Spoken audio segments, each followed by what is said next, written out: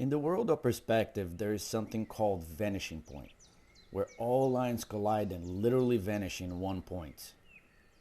If the vanishing point is the black hole in the world of perspective, what I call point of impact is the Big Bang. I'm not sure if anyone else uses the term point of impact. I'm pretty sure I made it up. I could have called it focal point, but that's too boring.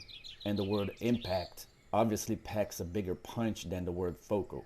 Besides, to me, the point of impact is not necessarily a focal thing.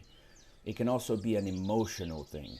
You don't really have to see it, but you definitely have to feel it.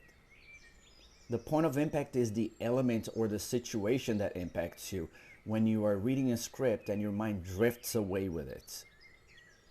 It's something that gets you tripping so hard about it that all of a sudden you find yourself pages away and you realize that you have been reading the words in the script this entire time without actually paying attention to anything.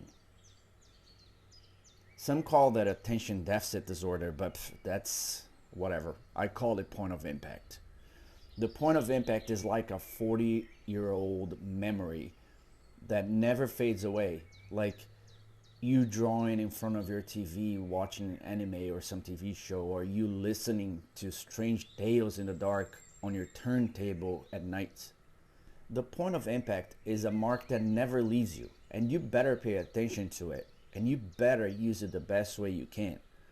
Whether in a TV show or a movie or an animation or comic book, it doesn't matter. The point of impact is your best friend in storytelling.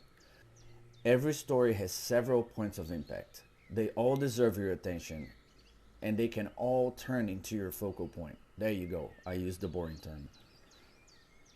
In this page, for instance, the point of impact, to me, is that giant chest that the character finally notices in the middle of the room. The chest has been there this whole time, but only now the character realizes that maybe he should pay closer attention to it. I don't know if you noticed, but I sketched a thumbnail of the sequence on the script itself before I began sketching the actual page. Thumbnails are perfect blueprints. Thumbnails are not for focusing in the details. Leave that to the devil.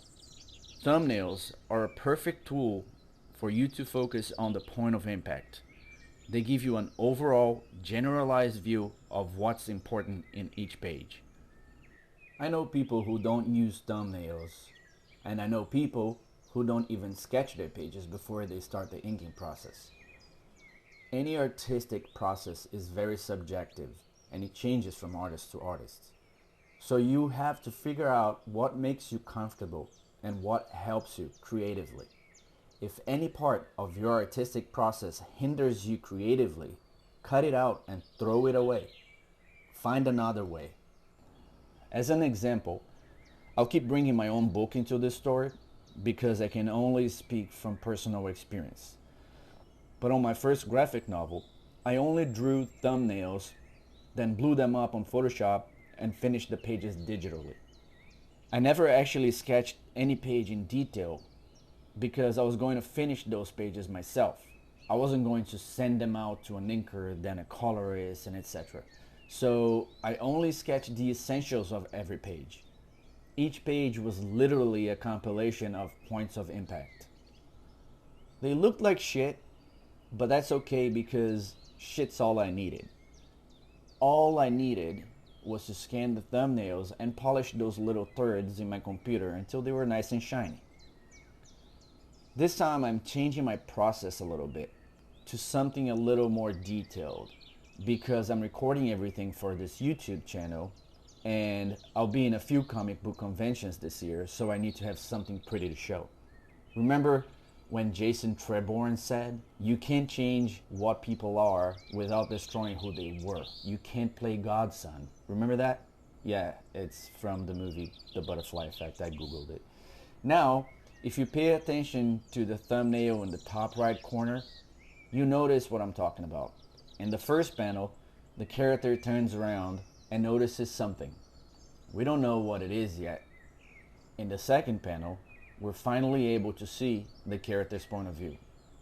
The giant chest. Not only it's in the middle of the room, it's also in the middle of the page. Point of impact.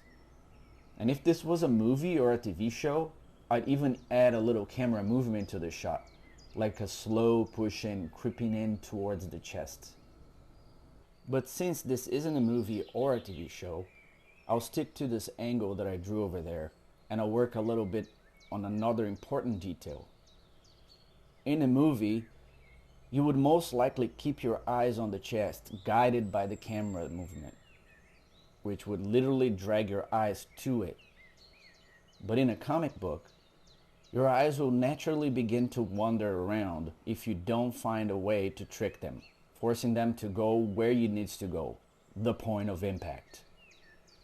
By the way, I've never said point of impact so many times in my life. I actually don't even think I ever said it once before this video. With that said, the main character, Keningale Perks, has no goddamn clue where he is. He doesn't even know how he showed up in this bizarre Art Nouveau type of room. And the entire room is constantly moving, morphing, and changing, which is great for me because I never have to draw this place the same way. And I can use these Art Nouveau shapes and lines to guide the reader's eyes to the chest.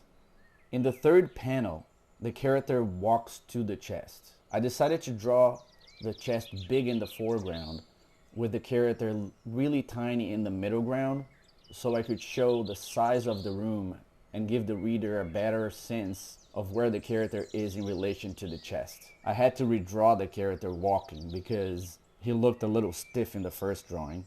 In the fourth and last panel, the character recognizes the chest and decides to open it, only to find out that it's empty. This entire page doesn't have any of the traditional panels with borders, because the character doesn't know if he's hallucinating or if he's physically in a strange world. Either way, this place is not our typical world, so I decided to design each panel in a more organic way. That's what I came up with.